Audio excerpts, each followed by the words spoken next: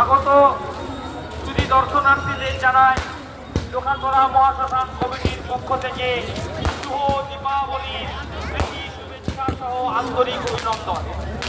প্রতি বছরের ন্যায় এই বছরও আমরা লোখান্দরা মহাশ্মশানে কালী পুজোর আয়োজন করেছি। এই বছরের আমাদের যে থিম রাজস্থান রাজবাড়ির আদলে তৈরি, এছাড়াও আমাদের মন্দির প্রাঙ্গণ এবং বাইপাসে আছে চন্দননগরের আলোকসজ্জা। বাইপাসে এই বছর আমরা একটি ভৌতিক শোয়ের আয়োজন করেছি। সকলের সহযোগিতা একান্তভাবে কামনা করি। এই সকল অংশীদাররা দান করিতে